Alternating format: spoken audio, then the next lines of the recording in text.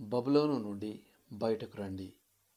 నేటి వాక్య భాగము యెషయా 45వ అధ్యాయము నుండి 48వ అధ్యాయం వరకు. నేను నిన్ను పుటము వేసితిని, వెండిని వేసినట్లు కాదు, ఇబ్బంది కొలిమిలో నిన్ను పరీక్షించితిని. యెషయా 48వ అధ్యాయము 10వ వచనం.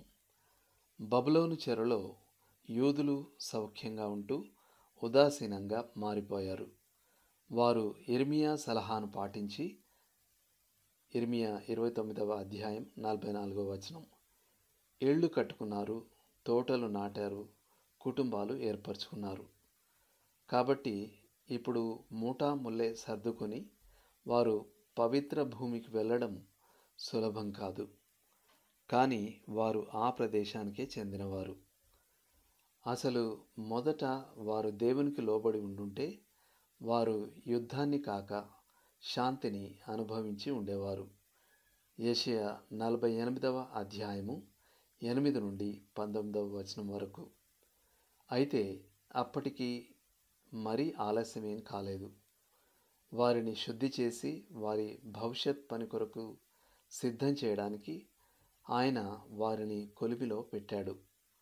బబులోను విడిచి వెళ్ళండి అన్నది దేవుని ఆజ్ఞ. 20వ వచనం. దేవుడు వారికి ముందుగా వెళ్ళి మార్గం సరళం చేస్తానని, వారు భయపడాల్సిందేమీ లేదని వాగ్దానం చేశాడు.